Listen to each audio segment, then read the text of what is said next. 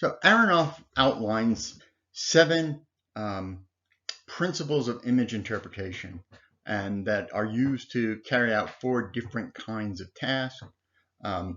Classification, enumeration, finding the number of, measurement, finding the size, delineation, finding the border of, and then under classification, he's detection of an object, recognition of the sort of object it is, and then a final identification of what you're looking at. I would add segmentation into that. So object segmentation is actually identifying a unit in an image. So that might be a simple object like an individual tree, or a complex object like a forest stand, where a forest stand is identified by having, more or less uniform composition and tree sizes.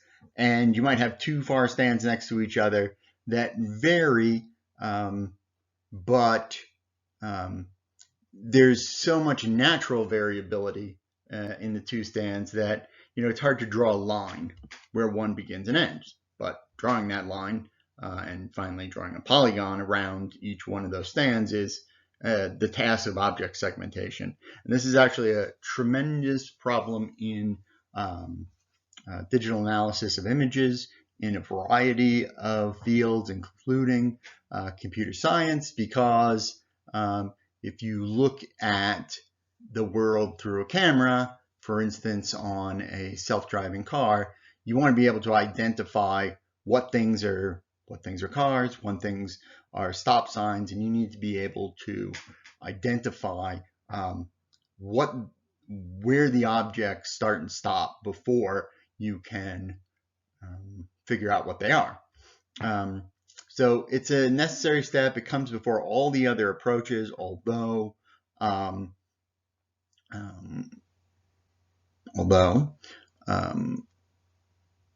it's sometimes not considered consciously. You're just saying, okay, I'm going to take all the trees, I'm going to classify them, and you don't really think about where trees begin and end. It's a problem that is least able to be done with computers alone, I would say, although a lot of progress is being made because companies like Google and Microsoft want to be able to do this. So even simple segmentation of distinct objects is difficult for computers, and objects can occur at numerous hierarchical levels, so levels that sort of fit inside each other. In this image, we can see at least 6 levels, of hierarchically nested objects. So the first level is always the pixel, because that's the finest unit that you can find. For many of these trees, you can see branches, not at this magnification, but you can see branches when you zoom in. Individual trees you can see. If you look in the lower left, you can definitely see individual trees there. Multi-tree patches, so that would be an ideal of stands that are going to vary in the intensity of disturbance.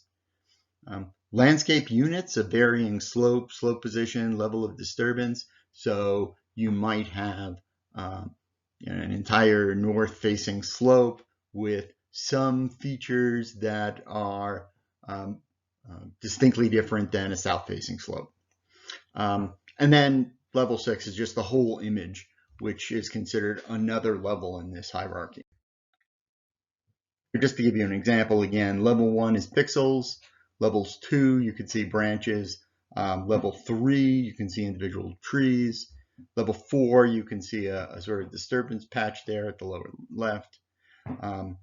Level 5, you have a landscape unit, and so that's actually a stream within the image, and then the whole image in the lower right.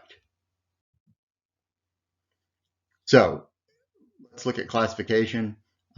We have detection, recognition, and identification. Detection is just determination of the presence of absence or presence or absence of a feature. Okay.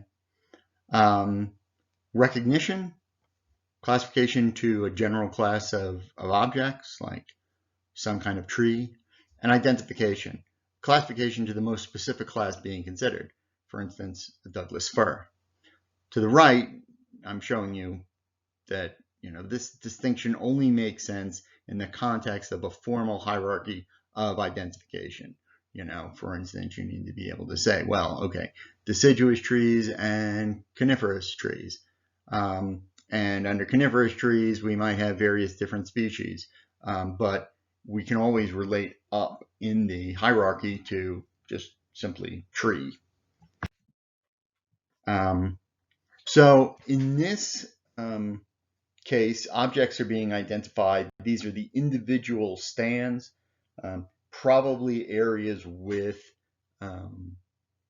sort of similar backgrounds, similar cutting times, thinning operations, fire maybe, and the stands stick out with more or less difficulty. So class 6 here, these are areas probably of deciduous or broadleaf cover, and they're brighter than the other class here, which is, even though it's not very red, these images are being shown in a sort of a weird contrast, are conifers. So 6, you should be able to see, sticks out pretty well, but if you're trying to compare 7 and 10, it's a much subtler difference. And so delineation becomes a hard part of this process. Enumeration is just the counting of objects. If the number of objects exceeds about 50, then you might want to consider subsetting the area of interest. So, doing a number of samples, counting up the number of individual objects in a small area, and then averaging those values together. Measurement requires that you have done an object segmentation, so you know what you're measuring, and that the scale of the images is known. So again, you can go back to either your image scale, provided you don't have a lot of variability in elevation, or you can use a relative size, relative to, for instance, the size of the road. Measurement. Some measurements can be made more simply using photo interpretation tools like the one at right. There are actually multiple tools here. On the right-hand side is a tool that allows you to determine the size and density of trees by comparison with a series of drawings approximating the appearance of stands with those characteristics. So it's hard to see on here, but it goes from near the top, just a few small trees per area, down to high cover at the halfway, and then at the bottom you have 2 different tree sizes, and you can just manually go through and figure out which is the best match. In the upper left-hand corner, there's an acreage grid, and that becomes useful if you want to tell the area of different places. Then you can go in and count the number of points that fall within a particular area, and from that calculate the area. Of course, you're likely to be doing things in GIS, so an area grid is not that useful anymore. Finding the edges of landscape units can be the most important step in the process of image interpretation.